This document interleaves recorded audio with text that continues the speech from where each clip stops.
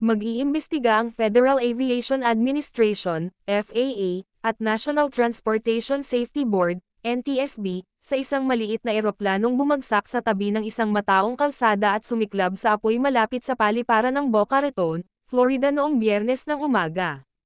Tatlong sakay ng twin-engine na Cessna 310 ang nasawi, ayon kay Michael Lasal, Assistant Fire Chief ng Boca Raton Fire Rescue.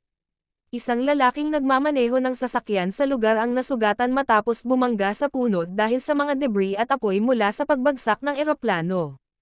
Hindi naman seryoso ang kanyang mga sugat at dinala siya sa isang lokal na ospital, ayon kay Lasal. Lubos kaming nalulungkot sa kumpirmasyon na may bumagsak na eroplano ngayong araw sa ating komunidad, ayon kay Boca Raton Mayor Scott Singer sa isang pahayag. Ang aming pakikiramay ay para sa lahat ng naapektuhan ng trahedyang ito.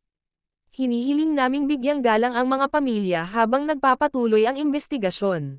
Lumipad ang eroplano mula Boca Raton bandang alas 10 ng umaga at patungong Tallahassee, ayon sa mga opisyal.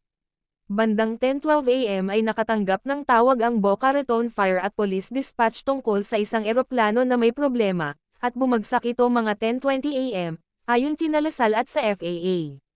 Lumilitaw na nagkaroon ng mechanical issues ang eroplano, sabi ng Assistant Fire Chief.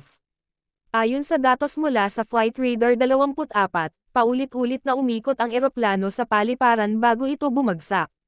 Narinig kong ilang beses itong dumaan ng mabilis tapos bigla na lang, may bumagsak na eroplano, sabi ng isang saksi sa video na ipinost sa social media.